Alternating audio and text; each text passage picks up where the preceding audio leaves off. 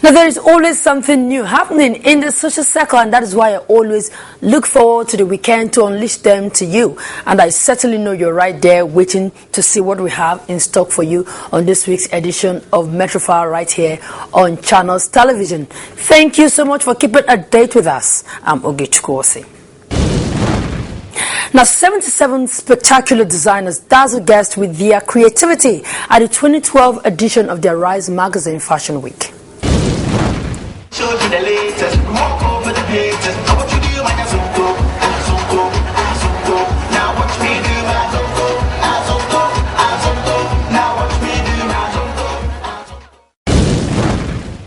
A Nigerian-American Chamber of Commerce held annual dinner and dance program.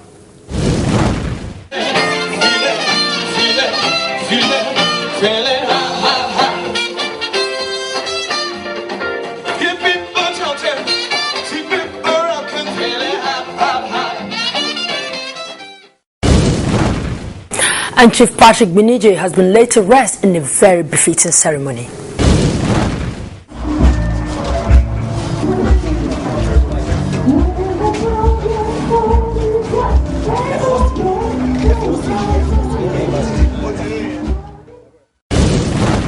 Now, the emergence of Nigeria and indeed Africa as a continent that can hold its own in terms of fashion, style and design is not in doubt if what happened at the 2012 edition of the Arise Magazine Fashion Week is anything to go by. Now, 77 designers from Africa and beyond spared nothing just to bring us some of the best of their creativity as the show let their imagination run wild. Now, the 5-day event saw a complete display of patterns and colors both on and off the runway. It took place at the Federal Palace Hotel here in Lagos.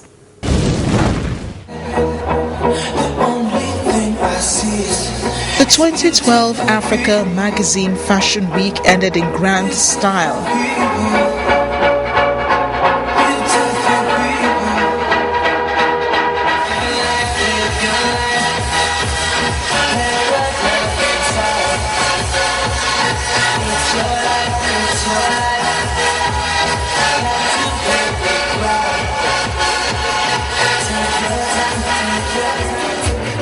Unlike the previous year, there was a 50% increase in designers that showed their designs as the number of collections near the 80 number mark.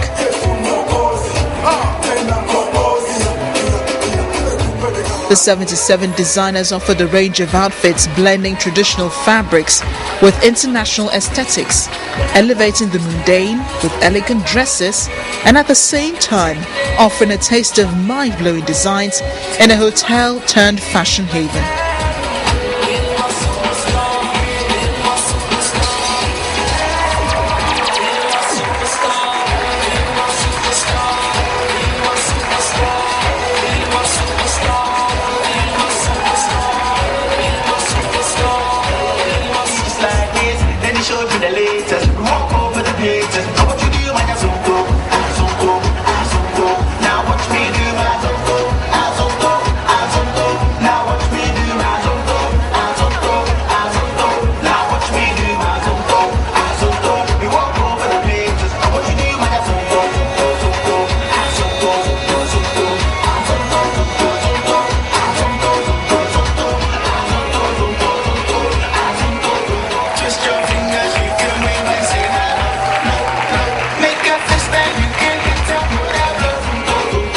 Most importantly, it was a global representation of black design talent.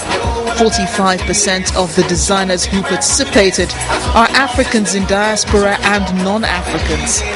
Models selected from all over the world were really hitting the runway, displaying more creativity.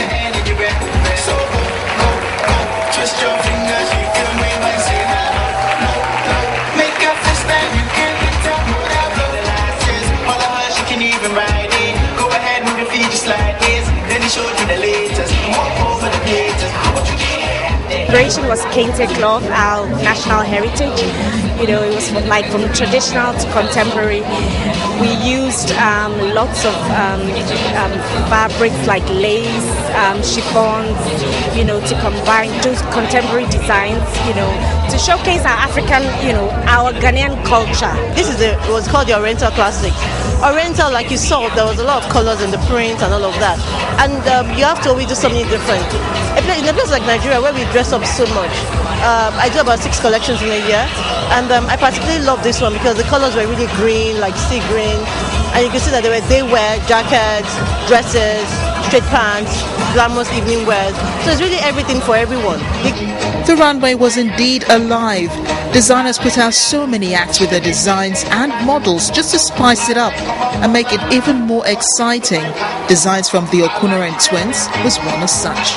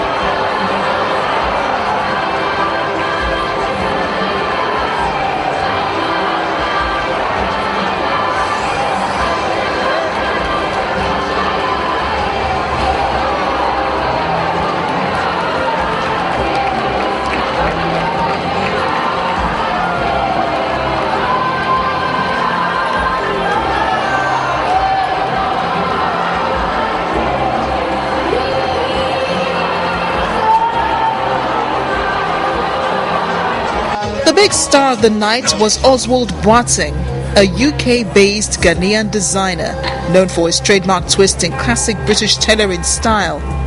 His collection at the Arise Magazine Fashion Week was a mixture of neutral and bright colors, with models engaging in the designer's signature choreography.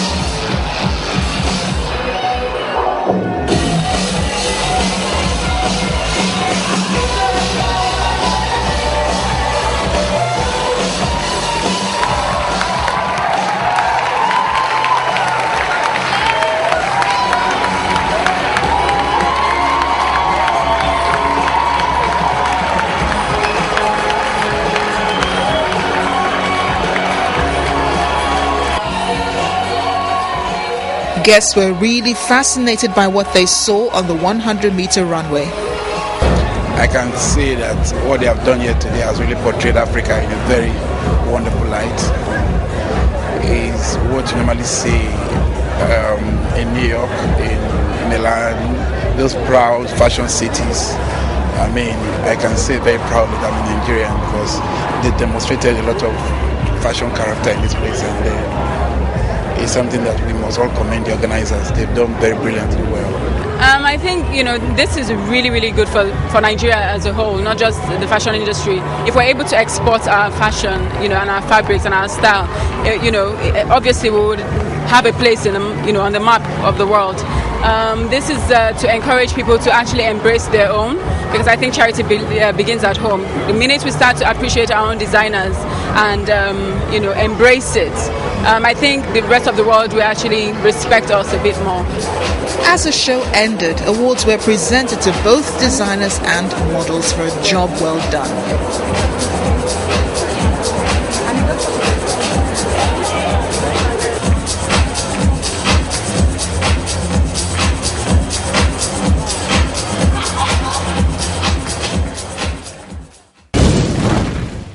Wow, bringing together creative minds from Africa and beyond to Nigeria is no mean feat. So I say kudos to the organizers. Now, the Nigerian American Chamber of Commerce held their dinner and dance program here in Lagos.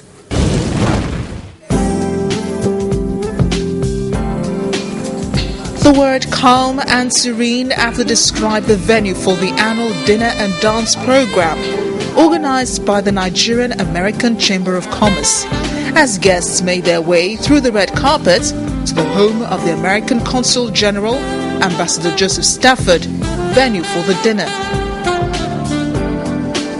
It started with a light cocktail as the Consul General was on hand to welcome the guests.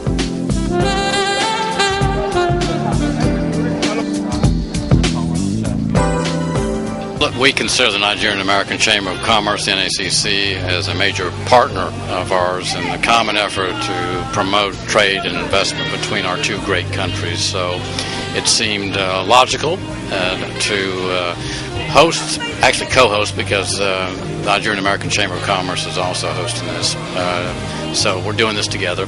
And I think it's a symbol of the commitment that the U.S. government has, but also the Nigerian Chamber of Commerce to bring together both U.S. and Nigerian companies for trade, for investment, to develop the economic relationship in general. It is to celebrate one of the reasons for the existence of the chamber, because the chamber is supposed to be an avenue of contact and networking between Nigerians and Americans, Nigerian companies and American companies, to strengthen our bond, mostly commercial, but at the same time, other bonds that bind us together. And we are doing this in the house of the Consul General because the American government wants to re-emphasize the relationship, their close relationship with Nigeria. This very colorful dinner, which began at about 7:15 p.m., presented another opportunity for guests to relax and interact in a very cozy atmosphere. It was indeed planned to be truly memorable for all members and guests of the chamber. And now, apart from the networking opportunity it provides, the dinner and dance was also a great reunion party for members to renew their commitment and foster a buy-in culture for the programs and activities of the chamber, which in turn promote the bilateral relationship between both countries.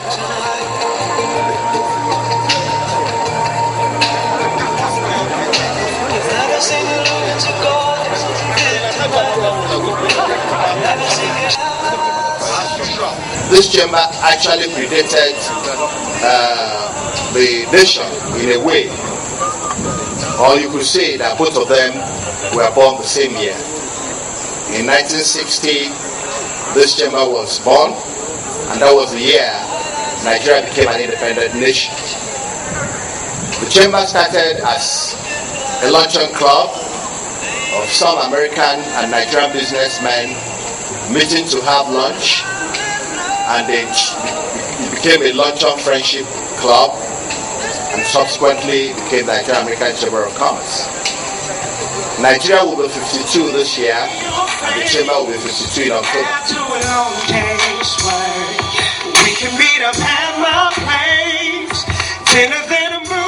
For an evening like this, there was nothing short of the best in supply, including music, food, and drinks.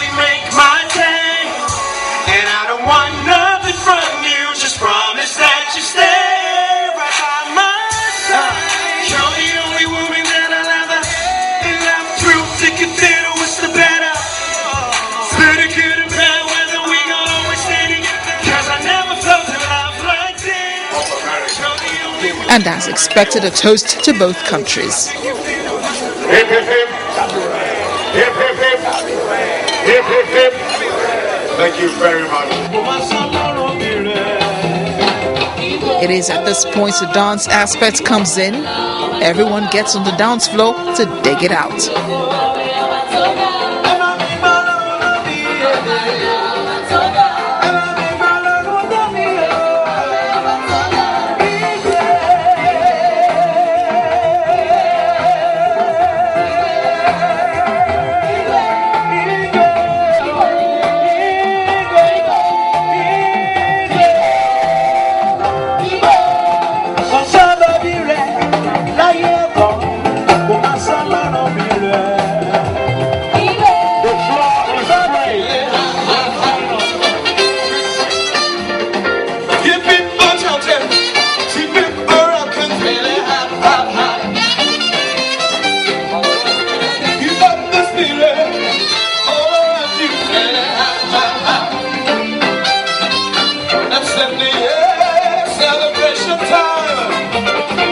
sweet affection mine. We have the mighty sound of the men of death.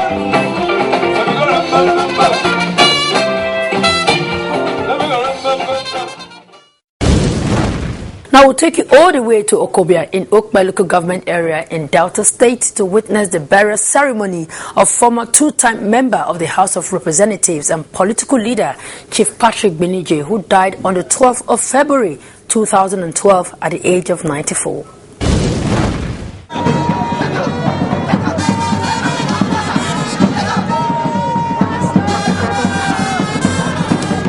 Okobia community in Okwe local government area of Delta State came alive during the farewell ceremony to commit Chief Patrick Gbinije, the most senior Okakuro of Okwe Kingdom, to Mother Earth.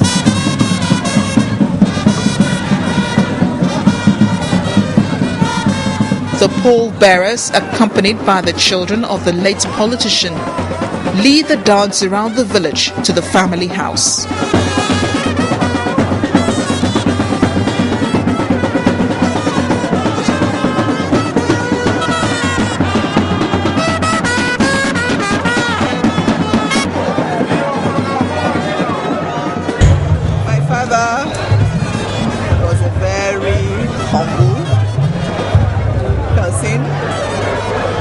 Lovable to his children, was also a disciplinarian, and he didn't believe in helping you to get what you want. He was a father indeed. He had so many children, but even beyond his own children, he helped so many extended family members, even to our own disadvantage. When I was young, I used to think that my father didn't really care about me. But in the end, because he was so caring and so given, he extended and stretched himself even beyond his immediate family. He has made us to realize that it is good to be good. That's what I can say to ourselves, to our neighbors, to our friends, to our community. He's a community man. He has taught us to be, give service to people, and that is a wonderful thing which we are all trying to do. At the family house, eminent guests, which include politicians, captains of industry, family, friends and well-wishers, were already on hand to pay their own respects to the patriarch of the Gbinije family.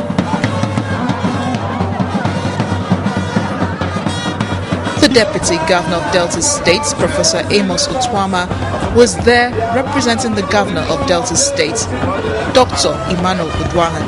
Politically, it was very relevant and it remained relevant.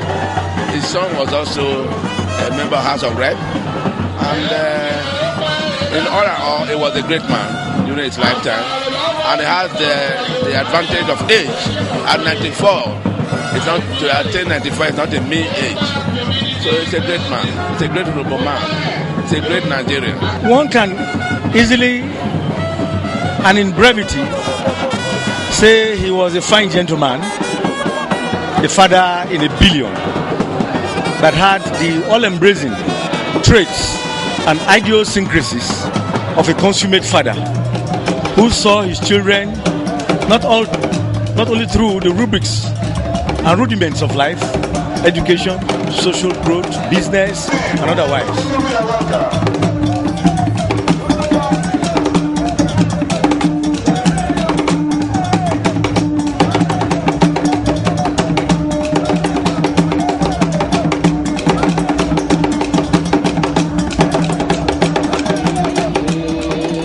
The funeral service held at the family's compound in Okobia.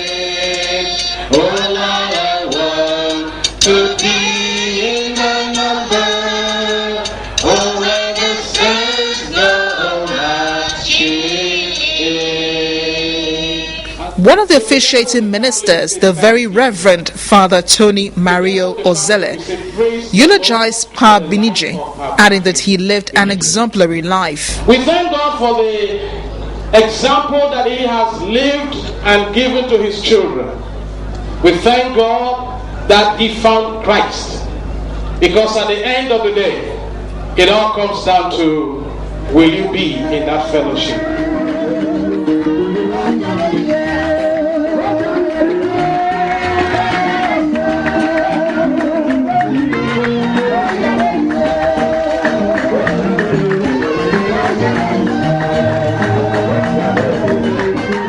we say in grouping things that this is not the end, that our God is God of the living. The Lord be with you.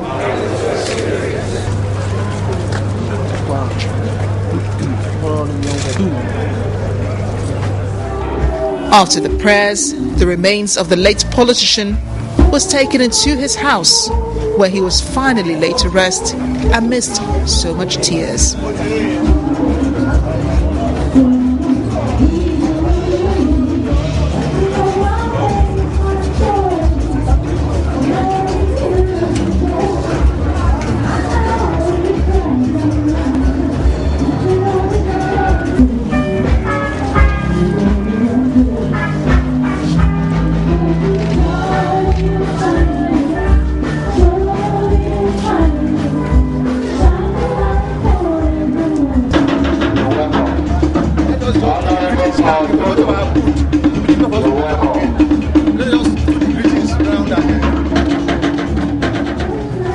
Born in 1918 at Okobia to the Gbinije royal family of Okobia in Okwe local government area, Pa Gbinije started his early education at the Native Authorities School, Sapele, where he excelled in academics and sports.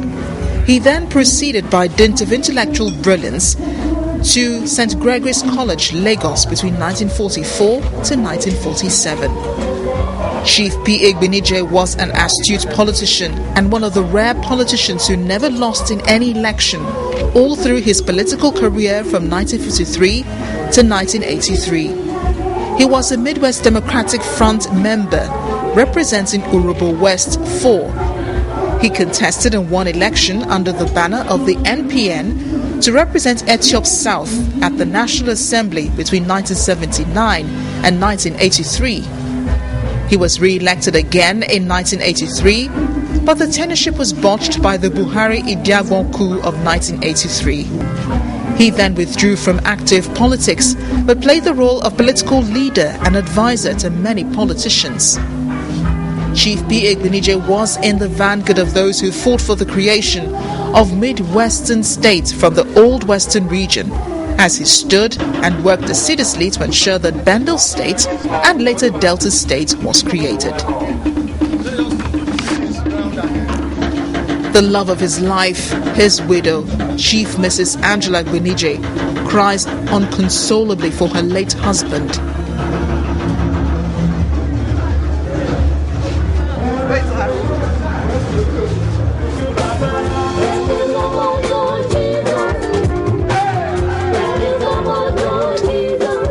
After the burial, reception followed immediately.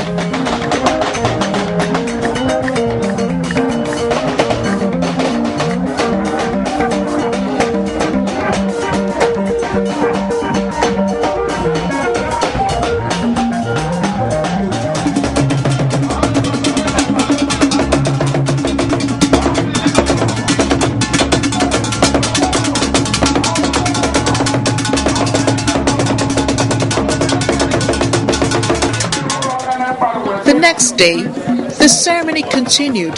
This time is the visit by the in-laws.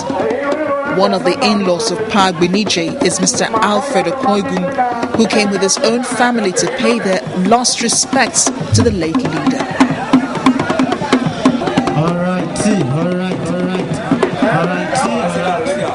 That was followed by the traditional breaking of the kola nut.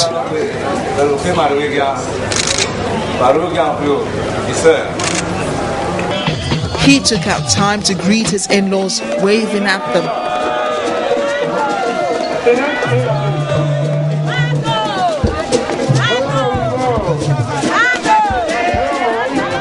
And the dance followed.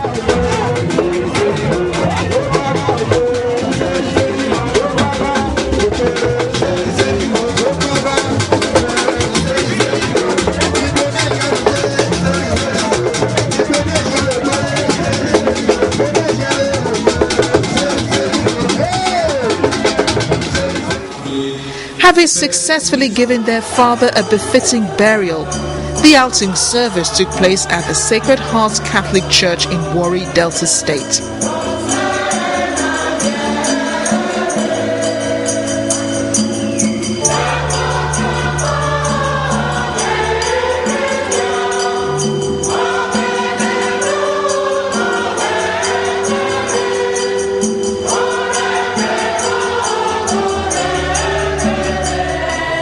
family Thanksgiving was held to wrap up the 3-day event to bid Pa Patrick Gbinije goodbye.